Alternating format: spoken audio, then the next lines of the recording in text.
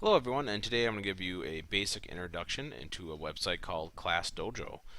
This website can be used to track student behavior, or it can be used as a way if you have a participation grade, you could actually track participation grades using this website. So it's pretty cool.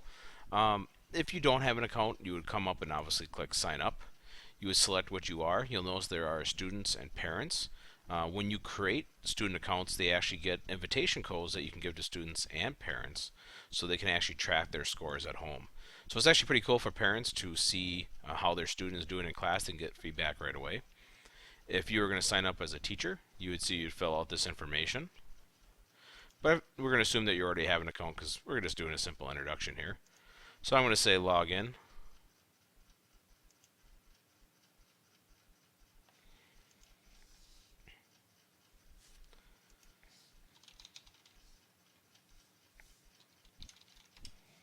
So I'm just logging in as a teacher.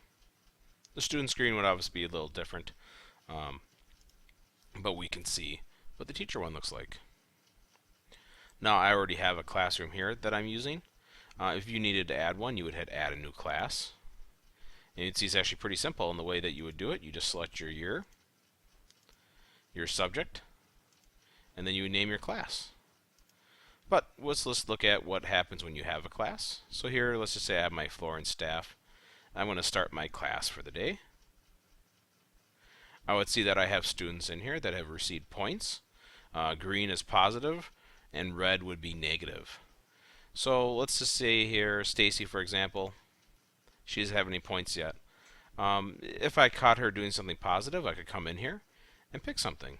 So maybe she was participating today, and she gets a participation point. Or let's say, for example, Carrie here, she's always our troublemaker in class. We have a negative. Maybe she was bullying, she did not try, she had disrespect, or one of these. I can pick what I want. She was probably talking out of turn. So you would see that she receives her negative point. Now maybe later in the day, Carrie did something positive, and she was actually, she had some good persistence. We'd see her points change there.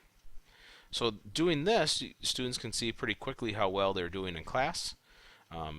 If you are looking for participation, you can see quickly students can see how well they're doing participation-wise.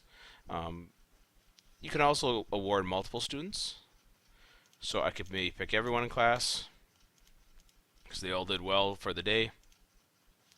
I could give them an award, and maybe they all were working hard for the day. So you can award multiple ones there also. You can do attendance if you wanted to. So students can be marked if they're absent or present. Not necessary, but sometimes it's helpful for you to kind of see that information. Alright, I'm going to end class. Once I do that, I can see how students did for that day. It creates a pretty cool little graph and lets you see where their points are coming from. We can see Carrie here, who's had a couple different ones. We can see she only had a 40% positive, so she could work harder to try to gain that. Also, like I said, parents could see this at home, so sometimes it would help let parents kind of know if their students behaving or not behaving in school. Okay. We can look up here at parent accounts or student logins. At this point, this is where you can get invitations for your students, so they could create accounts and view their information if they wanted to. And parents could also do that. So it's a really pretty quick way. You could print parent codes, or if you know a parent's email address, you could actually type it in there manually. Now also within here, if I look at my class, I can click reports, and it brings me back to that same window. So I don't have to start and end the class to see the report. I can actually go into it. If you needed to, you could click edit class, and you could change student names if you needed to. Or you could actually hit choose avatars, and you could change the avatar for a certain teacher or a certain student. So maybe Joan here, for example, is going to be this little pink looking bird avatar. Now if students go in and create their own accounts, they will have the ability to customize the avatars that are available. Another neat thing in here is I can go to customize behaviors, and I could add my own. So maybe a positive behavior that is in here is all materials. The students just brought all their materials. It's good to hit save. And now I will see that's in there. If I wanted to, I could also change the icon for that to something that maybe makes more sense. Maybe a little check mark. You can also do this for the negative. So I can go into the negative and I could add my own negative. Did not have all materials.